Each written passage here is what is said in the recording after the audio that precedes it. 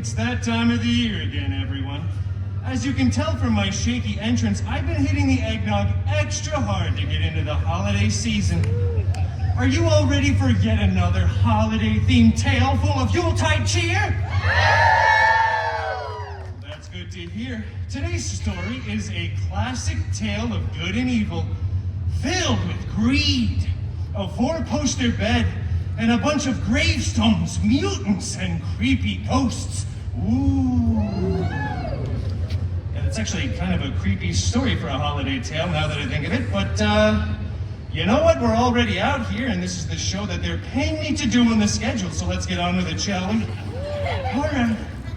For today's story, we travel back in time to jolly old England for a dignified holiday tale written by Sir Mr. Charles Xavier Dickens and brought to you by Disney Plus.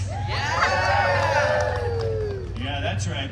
Disney Plus is paid to keep a little old story time around for the holidays. Finally, a streaming service that understands quality content. Disney Plus. Oh man, I love Disney Plus. Now that the pandering section is over, let's get to the story. This is so exciting. I don't often get to do Christmas tales, you know? They're so fun and bright and hopeful, full of joy and great life lessons. All right, page 1. Marley was dead. Okay, that is a very dark start for a holiday tale. You know what? I don't think Disney Plus signed up for all of that. Maybe we should just skip ahead to the less morbid parts. Oh, I see. Here's a very uplifting and nice sentence. The meanest old curmudgeon in all of London town was a hairy, vile, ugly, smelly, prickly, miserly old brute by the name Loganezer Scrooge. Guess you've heard of him, huh?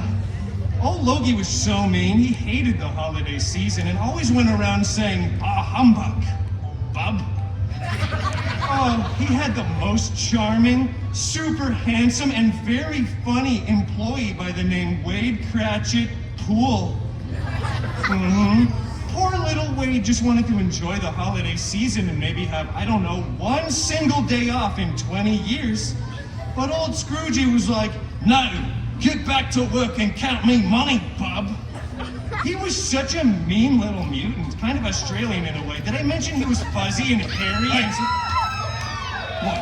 Look, everyone! Wow, it's the hideous Loganezer Scrooge! Hold on, stop the cheering, gotta run back on that. We have to boo him, he's the villain of this story. Boo! Whoa. All right, I get it, you're doing it Christmas. Shh, hush your succulent lips, we'll be okay. We are not allowed to say the name of the show, we don't have the rights to that yet. It doesn't make any sense. Yeah, none of this really does, quite honestly. I feel like the writing on this shtick has probably run its course. We were supposed to be like a limited time magic type of deal for the summer, but now we just won't go away. Just like those weird themed popcorn buckets with the enormous mouths. Anyway, the good news for this, Wolvie, is that do you mind? I'm trying to spread Christmas cheer. I can barely hear myself think. I'm just trying to wait for my cue. Yeah, well, you know, we could be here all day. So. All right, well, that's fine. Well, you know what? The good news for you, Logie Bears, not only has the helicopter gone away, but you are the shining, shimmering star upon this story's Christmas tree because you have way more lines than the other stories. Here, have a seat. I don't think so, no. Come on, show a little Christmas cheer. Don't we all want to see Wolvie participate in the holiday tree?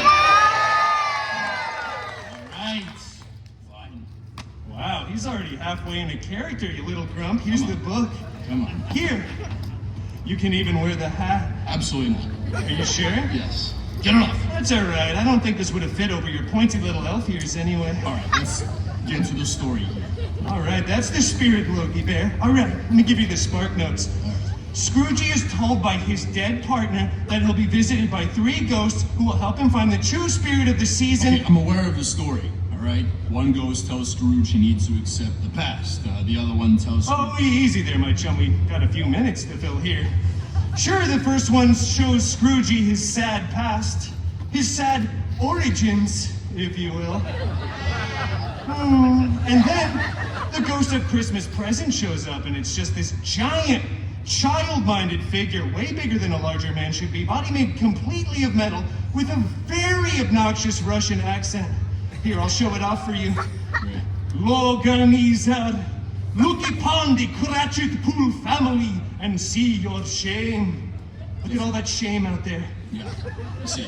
He shows Loganizer a picture of a very beautiful Cratchit pool family living in a small but humble studio apartment, likely off of Crenshaw and Pico.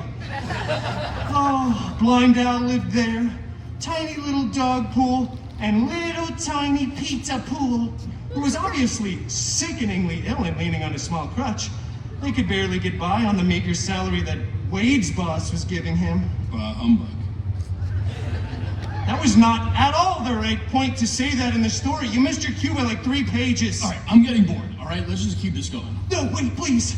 You must look upon this poor, sad family and finally feel one true emotion. A single salty tear trickles down your chiseled jawline into your mutton chops and... This is a holiday tale. Yeah, you know, it is kind of a weird, dark story. Just wait till we get to the cemetery scene. Okay, let's just make this simpler, all right? Ebenezer, Loganizer.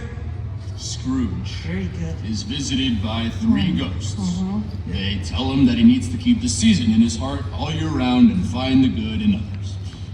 It's Tiny Peter Pool. Tiny Peter does not die. Loganizer pays to get him healed up and they become pals. Loganizer is then true to his word and is a better man. Well, I guess, I don't know, I guess this story reminds us to be kinder to our neighbors and to keep the season in our heart to remind us of those less fortunate and to overall be less of a jerk. Aww. Now I'm the one with the single tear running down my chiseled face. Oh, Wolfie! No, okay, all right, let's not get carried away. You see, children, the spirit of the season can live deep inside of all of us. Even an old, and I really do mean old, miserly, furry, ugly. Watch it. Even old Logie Bear can have a soft spot. Oh, now this is my favorite part of the story, everyone.